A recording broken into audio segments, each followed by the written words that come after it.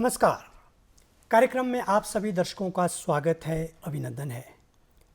कहा गया है कि जलम जीवनस्य मूलम नित्यम पातव्यम सुविशुद्धम बिना जले न तिष्ठेतु जगत सर्वम साधनम। बिल्कुल। जल के बिना जीवन की परिकल्पना नहीं की जा सकती। जल है तो कल है। इसी मंतव्य को देखते हुए केंद्र सरकार का वर्षा जल संग्रहण अभियान यह न केवल अभियान है बल्कि एक संकल्प है। आज हम इस महत्वपूर्ण विषय पर चर्चा करेंगे क्योंकि यह विषय चिंता और चिंतन का विषय है। मेरे साथ मेरी सहयोगी अंजना जी भी कार्यक्रम में मौजूद है। मैं इनका भी स्वागत करता हूं कार्यक्रम में। जी, धन्यवाद जोशी जी। और जो आज हमारे मेहमान हैं, बड़ा हम गौरवान्वित महसूस कर रहे हैं क्योंकि यह राष्ट्रीय पुरस्कार से अलंकृत श्री खेमचंद कश्यप जी, जो कि हमारे जिला शिमला से संबंध रखते हैं, बहुत ही हर्ष का विषय। हम इनका स्वागत करते हैं, अभिनंदन करते हैं। बहुत बहुत धन्यवाद जोशी जी आपका जी। और मैं आभार प्रकट करता हूँ दूरदर्शन शिमला का कि मेरे अनुभव जो है वो लोगों तक जा रहे हैं और लोग उससे लाभान्वित हो रहे हैं। मेरा यही एक संकल्प भी है और उद्देश्य भी है। आपने बहुत अच्छी बात शुरू में कही, जल है तो कल है, जल नहीं है तो कल नहीं है। ये आपने बहुत अच्छी बात करी। आज हम इसी विषय पर विस्तार से चर्चा करेंगे, जल संरक्षण के विषय में, कि जल संरक्षण हम किस तरह से कर सकते हैं। वो चाहे हम खेती की बात करें, चाहे वनों की बात करें, चाहे पशु पक्षियों की बात करें, चाहे मृदा अपरदन की बात करें, इस सभी विषयों को छुएंगे और लोगों को जो मेरे अनुभव है उनको साझा करेंगे ताकि लोग इससे लाभान्वित हो। देखिए, और मेरी जो साथी हैं वो, क्योंकि विषय बड़ा कहते हैं ना, एक व्यापक है, चिंता का है, चिंतन का है, तो जिज्ञासु भी है। तो मैं चाहूँगा कि मेरी साथी जो है पहले प्रश्न से प्रारंभ करें इस कार्यक्रम। बिल्कुल अनिल जी, जैसे कि आपने कहा कि भारत सरकार ने तो ये शुरुआत कर दी है और 2021 में ये शुरुआत हुई थी, लेकिन हमारा जो कर्तव्य है वो ज़्यादा इम्पोर्टेंट हो जाता है क्योंकि पानी के बिना भविष्य नहीं है। तो अगर 4 जुलाई से 4 अगस्त का ये समय देखा जाए तो सरकार की तरफ से ये अनुरोध किया जा रहा है सभी से कि हम जो भी ड्रॉप, एक बूंद, सिंगल बूंद गिर रही है, वो चाहे कभी भी गिरे, जैसे when it falls, where it falls, तो ये ज़रूरी है कि उसे हम कैच करें और उसको संरक्षित करें। और इसमें बहुत सारे एम है फिर कि ये वर्षा जल संरक्षण तो हमें करना ही है, साथ साथ जो भूजल है उसे भी बचाना है क्योंकि वो एक इम्पॉर्टेंट है। जो गांव-गांव में जो भूजल होता था उसी के माध्यम से जो पूरा गांव आबाद रहता था, तो उसे कैसे बचाया जा सकता है, ये सारी बातें आज हम इस कार्यक्रम में करने वाले हैं। तो खेमचंद जी, सबसे पहले तो आपसे ही जानना चाहते हैं क्योंकि इतने लंबे समय से कृषि के साथ आप जुड़े हैं, और ये बताएं कि जो जल में परिवर्तन आया है आज इतना ज़रूरी क्यों हो गया है कि हमें अपने आप को जानना ज़रूरी है कि हम एक एक बूंद को बचाएं। देखिए, पानी को बचाने के लिए तो एक राष्ट्रीय स्तर पर एक अभियान है जी, और इस अभियान को हमें एक ग्रास रूट से समझना होगा, जमीनी स्तर से समझना होगा। जल जो है आज बहुत नीचे चला गया हुआ है। इसको कैसे हमने स्थिर रखना है, कैसे उसका उत्थान करना है और इसकी बारीकियों को समझना है। आज जल तो हमें मिल रहा है परंतु मिल रहा है नल में। ठीक है, नल में कहाँ से आएगा? उन जो प्राकृतिक स्रोत है वो हमारे कैसे स्थिर रहे, वर्षा जल को हम कैसे संग्रहण करें, इनमें 2-4 विषय हैं। बिल्कुल। वर्षा जल का संरक्षण हम छत के पानी से भी कर सकते हैं, खेत की मिट्टी खेत में और खेत का पानी खेत में, ये भी रहना चाहिए। क्योंकि अगर हम वर्षा जल को संग्रहण नहीं करेंगे, उसका महत्व नहीं समझेंगे, तो क्या होगा कि हमारी मिट्टी भी गई और जल भी गया है। तो इन चीज़ों को हमें बहुत बारीकी से समझना होगा, एक अभियान करना होगा, संकल्प लेना होगा इस चीज़ को कि हम अपने जल को कैसे बचाएं। वर्षा जल होती है, हिमाचल प्रदेश में 1200 मिलीमीटर बरसात होती है जो आंकलन किया जाता है, लगभग औसतन। कभी ज़्यादा होती है, कभी कम है। सबसे ज़्यादा बारिश जो है कांगड़ा जिले में, धर्मशाला में पाई जाती है। होती है, इतनी बारिश होती है, परंतु इसको हम बारिश को बहते हुए देखते हैं। नदी नालों को गाद की जब आती है, मटमैली खड्डे आती है, तो हम उसको देखते हैं। आपको मैं बताऊं, मैं नहीं कह रहा हूं, ये जो विशेषज्ञ हैं वो कहते हैं कि 2.5 लाख मीट्रिक टन मिट्टी जो है वर्षा के पानी से बह करके चली जाती है हिमाचल प्रदेश से। ये कम से कम 8-10 साल पहले का आंकड़ा है। कश्यप साहब, आपकी इसी बात से जुड़ती एक बात है जी, कि जो मुझे समझ ना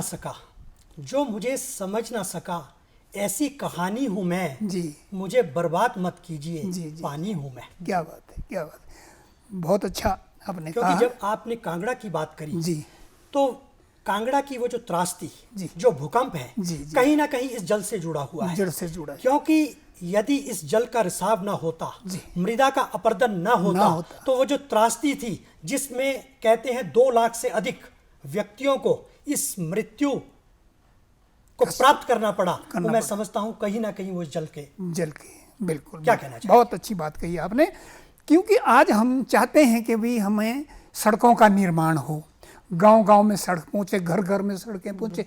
सड़कों के लिए तो हम इच्छुक हैं, परंतु जो हमारी प्राकृतिक आपदाएं हैं, जो हमारा जल और मिट्टी बह के जा रही है, कहीं ना कहीं स्लाइडिंग हो रही है, कहीं नदी नाले आ रहे हैं, कहीं कुछ, ठीक है, बहुत अच्छी बात है, सड़कें होनी चाहिए, वो ठीक है, परंतु इससे कुछ प्राकृतिक आपदा का भी तो हमें कहीं सामना करना पड़ रहा है, ठीक है।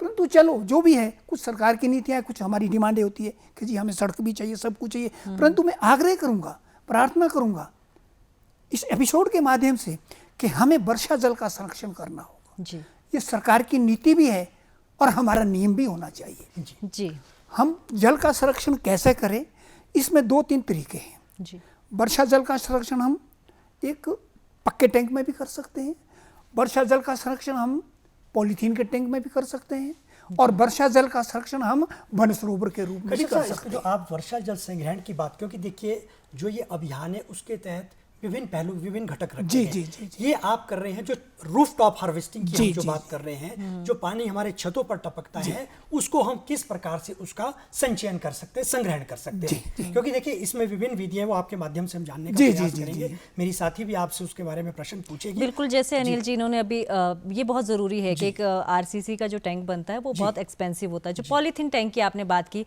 उसके बारे में जानना चाहते हैं, क्योंकि अगर रीजनेबल तौर पे हर किसान इसे करना चाहे तो वो कैसे हो सकता है? क्या ये घर में ही संभव है या फिर खेतों में भी इसे किया जा सकता है? अंजना जी, बहुत अच्छा सवाल है आपका। जी इसको हम खेतों में भी कर सकते हैं और घर के आसपास भी कर सकते हैं। हमने क्या देखना है, हमने ऐसी जगह देखनी है जहाँ से हमारा पानी प्राकृतिक रूप से जो पानी आ रहा है, वर्षा का पानी आ रहा है, ढलानदार जगह है, ठीक है, कहीं मिट्टी वाली जगह है। जी, जी। हमने कुछ नहीं करना। कितनी हमारी कैपेसिटी है जल संरक्षण करने की, मैं उसका आंकलन तो नहीं बता सकता हूँ, वो मेरी और आपकी किसानों की मर्जी है। भाई बड़ा भी हो सकता है, छोटा भी, जितना बड़ा बना सकते हैं। 200 माइक्रोन का एक तरपाल मिलता है, 200 माइक्रोन, उससे आप कितना बड़ा एक जलाशय बना सकते हैं, टैंक बना सकते हैं, पर उसको सीधा नहीं करना है। गड्ढा दिया सीधा नहीं, थोड़ा ढलानदार होना चाहिए जी। इस तरह से होना चाहिए ताकि वो एक, जैसी एक पहले हमारे गांव में तलाइयाँ होती थी ना, उस तरह से होना चाहिए। कश्यप साहब, इसी से जुड़ता है एक प्रश्न जो मेरी जिज्ञासा, क्योंकि आपने कहा पॉलीथीन की शीट आपने जो बताई कि होना चाहिए, क्योंकि कहते हैं ना जल तो अपनी जगह लेता है, प्रभाव बनाता है। तो इस तरह का यदि कोई हम पॉलीथीन को, अंजना जी ने बड़ी अच्छी बात करी कि हर आदमी आरसीसी को अफोर्ड नहीं कर सकता है पॉलीथीन का, तो क्या इस तरह के जो टैंक बनते हैं उनसे कहीं जल रिसाव का या उसके फटने का कोई खतरा तो नहीं रहता है? एक जरूरी बात जोशी जी, बहुत अच्छी बात करी आपने। फटने का है ऐसा नहीं मैं कह सकता हूँ। इसमें एक तो पशु नहीं जाना चाहिए, ठीक है ना, इसमें पशु या कोई जानवर ऐसा नहीं जाना चाहिए जो कि उसको कहीं डैमेज करे, ठीक है। जब आपने इसको टैंक को बना दिया तो इसकी जो साइडें हैं, कितना आपने लंबा बनाना है, कितना चौड़ा बनाना है, ये आप पर निर्भर पर करता है, मेरे किसान भाइयों पर निर्भर करता है कि आपके पास कितना एरिया है। परंतु कंक्रीट वाला नहीं होना चाहिए, मिट्टी चाहिए। जहाँ आपने उसका तालाब बनाना है, मिट्टी होनी चाहिए। गहरा कितना करना है वो आपको अपने आधार पर बनाना है, परंतु वो सीधा नहीं होना चाहिए कि कुएं की तरह हो, क्योंकि थोड़ा ये ढलानदार होना चाहिए। जब ढलानदार होगा, इसकी जो साइडें हैं ये आपने मिट्टी से ढक देनी है, ठीक है ना, मिट्टी से ढक देनी है। उसमें कोई पशु और पक्षी नहीं जाना पड़ता। थोड़ी आप इसमें बाड़बंदी भी कर सकते हैं, देख रेख कर सकते हैं, ठीक है। बाकी इसमें कोई किसी तरह का कोई नुकसान नहीं है।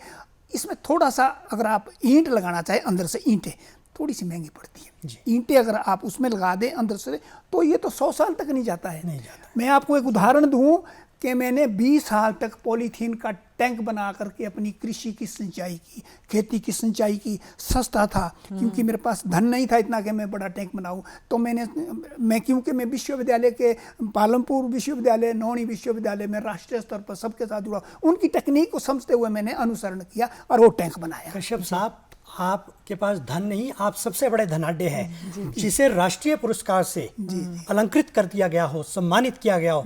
आप जैसे जो धनाढ्य व्यक्ति, हम आपको शत शत प्रणाम करते हैं। क्यों अंजना जी, क्या और धन्यवाद बिल्कुल आपका। अनिल जी, जैसे इन्होंने कहा कि कृषि से ये जुड़े हैं, और जो आजकल बेरोजगार अगर युवा की हम बात करें, अगर कोई ये बहाना लगाए कि जी मौसम साथ नहीं देते या फसलें नहीं होती है, तो उसके लिए जो जल संरक्षण का तरीका है, वर्षा जल की खास तौर पर हम बात करें कि जब भी वर्षा होती है तो उसे संरक्षित कीजिए और आप अपने जो बेरोजगारी है उसे दूर कर सकते हैं। उनके लिए आपका क्या मैसेज है? मैं उनके लिए यही आग्रह करना चाहूँगा कि आप कृषि पे आए जी, और जल का महत्व को समझें और उसका संग्रहण करें और बेमौसमी सब्जी या बेमौसमी फसल लगाएं। जब आप बेमौसमी फसल लगाएंगे, एक तो आपको उचित दाम मिलेंगे, अधिक दाम मिलेंगे, हो ना। दूसरी, पानी की जरूरत होती है। अगर आपके पास भंडार पानी का है ना, तब आप किसी के पास भिक्षा मांगने की जरूरत नहीं है। तब आप अपने तौर तरीके से अपनी खेती कर सकते हैं, जो मर्जी आप कर सकते हैं, पर जल पहले चाहिए। जल नहीं है ना तो कल नहीं है, हो ना। तो मतलब कई चीजें हैं। फिर आजकल 1,80,000 रुपया जो है सरकार जो है हमें अनुदान दे रही है। ग्रामीण क्षेत्र में मनरेगा के तहत जो है टैंक बन रहे हैं। टैंक बन रहे हैं तो टैंक जो बन रहे हैं उसका जो पानी, जो छत का पानी है, उस छत के पानी को आप अपने टैंक में स्टोर करें। बहुत बड़े बड़े, आपके अनुसार काफ़ी बड़े बड़े टैंक बनते हैं जो कि हमें 6 महीने तक जो है पानी की प्राप्ति उसमें हो सकती है। छत का जो पानी गिरता है वो उसमें कलेक्ट होकर के जब आपको जरूरत पड़े तब आप उसकी सिंचाई कर सकते हैं। ये तो हमारे सरकार की जो नीति नियम है, ये उससे हम लाभान्वित हो सकते हैं। और आप टैंक बनाए और अपनी टैंक बनाए और फसलें उगाए। ये नहीं है कि आपने टैंक तो बना दिया और आपकी भूमि हो गई बांझ, ठीक है ना। आप भूमि को बांझ ना करें, आप चाहे छोटे ही स्तर पे करें, परंतु सरकार का उद्देश्य ये है कि अगर हमने आपको 1 लाख रुपया या 80,000 रुपया दिया है तो आपकी पीने के पानी के लिए नहीं है, वो आपने कृषि की सिंचाई के लिए है। उस पर आपको फोकस करना है कि हमने कृषि को जो है बढ़ावा देना है। और सरकार की जो नीति नियम है वो हमारी तरह से उनको फीडबैक जानी चाहिए। मैं तो कहता हूँ कि उनको फीडबैक जानी चाहिए कि मेरी भूमि बांझ थी और इस टैंक से मैंने ये लाभ प्राप्त किया। इसको जो है विभाग को भी और सरकार को भी फीडबैक मिलनी चाहिए कि जी ये मेरी बांझ भूमि थी, आज मैंने इसको सुलभ किया। कश्यप साहब, ये तो आपने बात कर दी रेन वाटर हार्वेस्टिंग को लेकर के। फिर आता है सरफेस रन ऑफ हार्वेस्टिंग, उसका जो संचयन है, जो सही।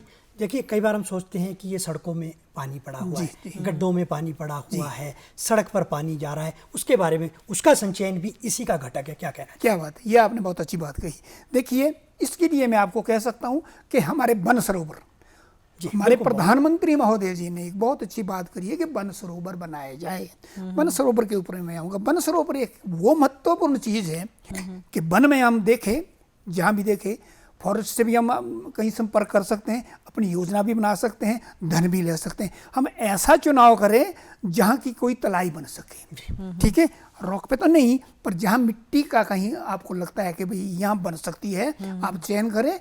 आप वहाँ पर जो एक कच्चा तालाब बनाए, काफ़ी बड़ा बनाए और उससे सरकार से भी सहायता ले सकते हैं। जो आपके आसपास का पानी आ रहा है उसको कलेक्ट करना है। आपने कहा सड़क का पानी, आपसे कहा किसी छोटे नाले का पानी, बहुत बड़े नाले का पानी तो नहीं हो सकता है, उसके लिए तो हमें बांध बनाने पड़ते हैं। जो छोटा पानी हम देखते हैं ना आजकल बरसातों में जगह उससे आता है, उसको हम कलेक्ट करके आपकी जो तलाई है ना, वन सरोवर है ना, वो भर जाएगा ना। कच्चे पानी से आपको कोई कुछ नहीं करना है।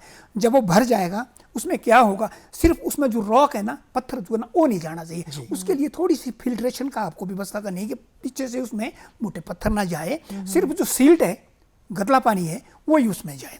जब वो गदला पानी उसमें जाएगा तो क्या होगा कि वो धीरे धीरे एक परत बन जाएगी, ठीक है ना।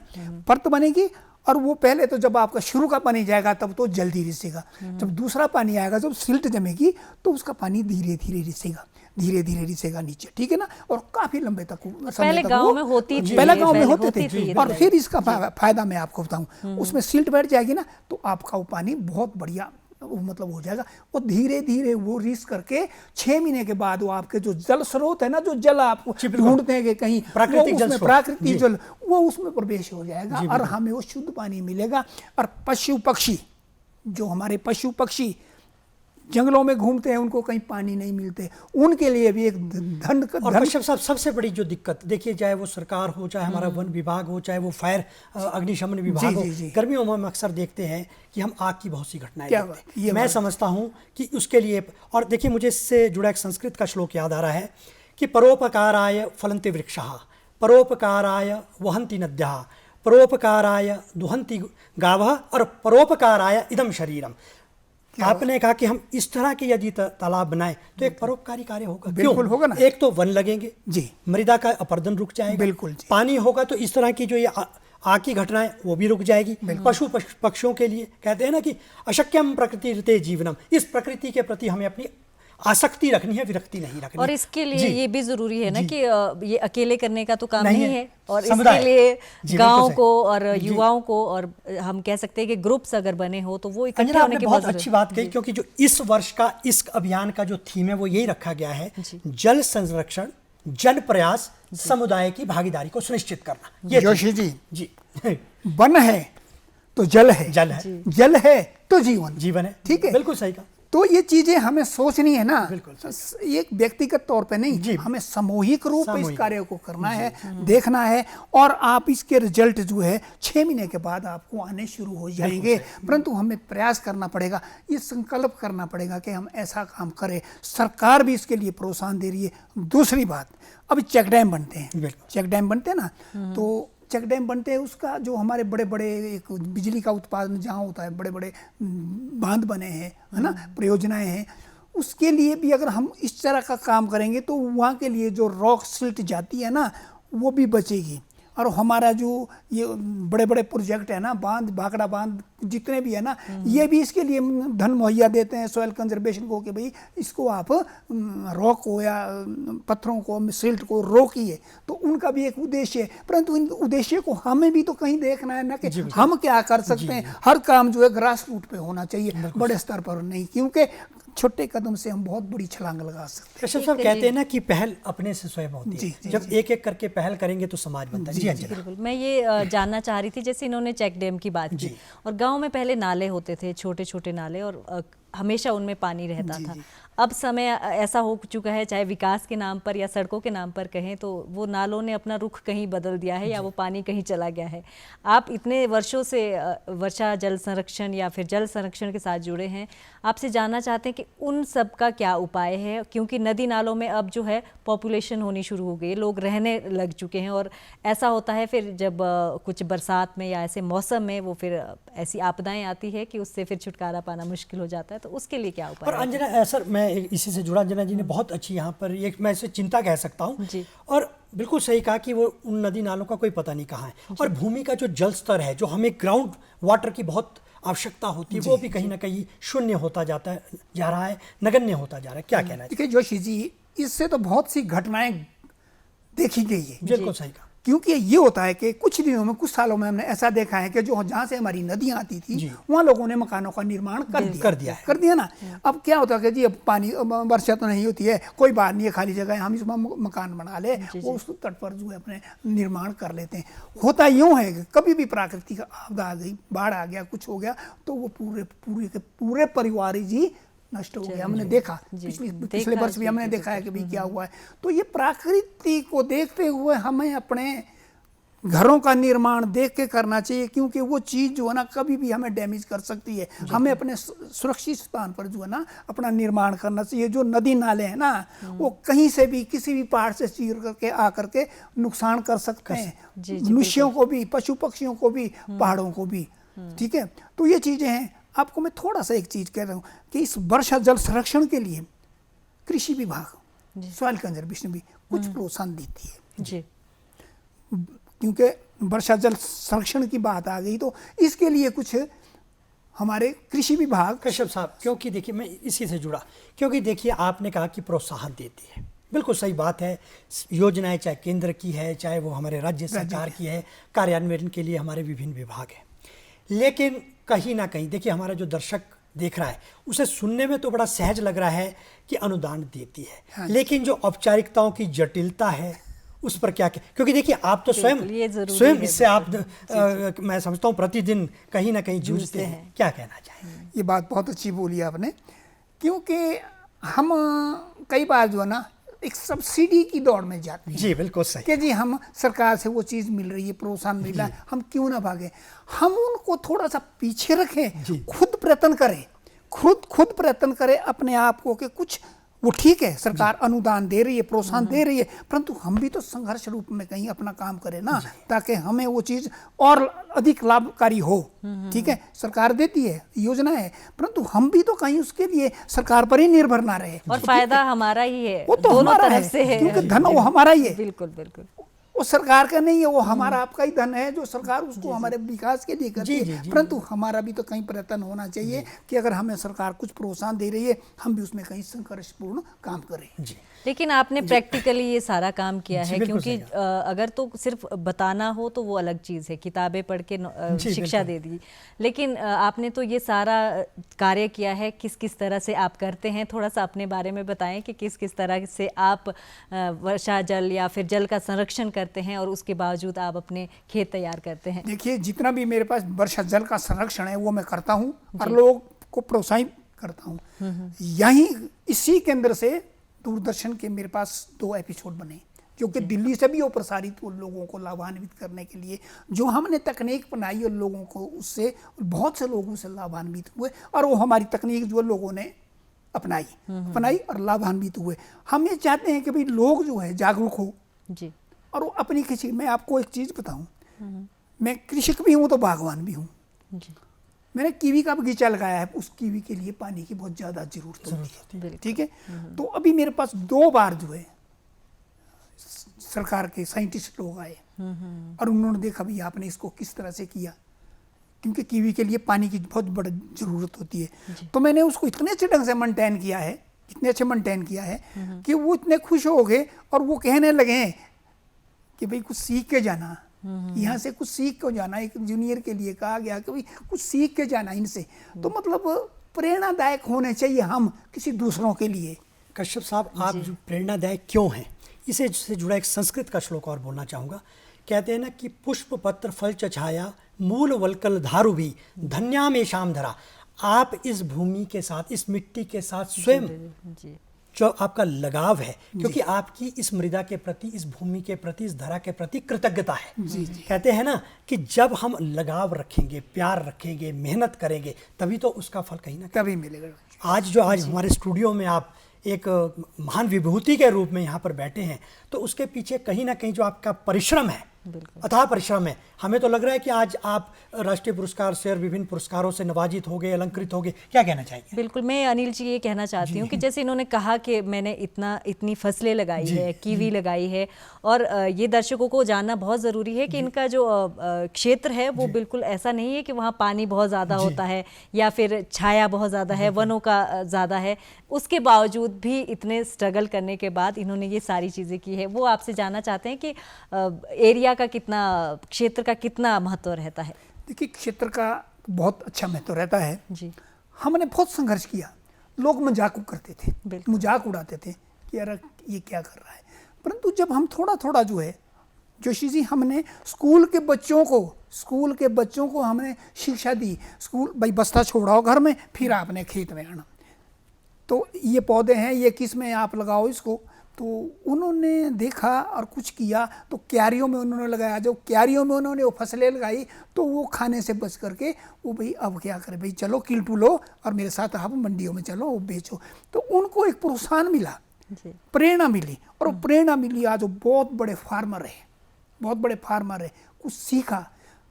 हमने स्वयं नहीं सीखा, हम भी कहीं ना कहीं किसी विश्वविद्यालय में, अन्ना हजारे जी ने हमारी इतनी अच्छी शिक्षा दी। 15 दिन की मैंने वहाँ ट्रेनिंग की वाटरशेड के विषय में, तो उनसे भी हमने कुछ प्रेरणा ली। वहाँ भी उनका देखा, जो उनका क्या नज़रिया है। हमने खुद भी किया और हमने टेक्निकें, नई नई तकनीकें बनाई, क्योंकि मेरा काम है शोध करना, कोई नई तकनीक बनानी शोध है। आपने कश्यप साहब तब किए, कहते हैं ना कि जिम्मेवारियों के बोझ तले जी। तेरी गिरफ्त में हूँ शहर, जी। वरना तुझसे ज्यादा सुकून मेरी गांव की मिट्टी और देती। जब संघर्ष की बात आती है तो जैसे इन्होंने कहा कि बच्चों को अगर प्रेरणा दी तो मेहनत का फल जो होता है ना वो बहुत मीठा होता है। फिर जब खुद मेहनत की हो तो फिर चाहे जितना भी मिल रहा हो आपको, वो बहुत बड़ा एक अवार्ड आज मुझे उदाहरण मिलता है उन बच्चों का। आज तो बड़े बड़े वो मतलब अच्छे पोस्टर पर गए कि हमने किल्टे उठाकर भी इनके साथ मंडियों में सब्जी बेची है। बिल्कुल खेमचंद जी, अब आज के कार्यक्रम में इतना ही, और हम यही कहना चाहते हैं दर्शकों से कि जल है तो जीवन है, भविष्य है हमारा। हमें इसके लिए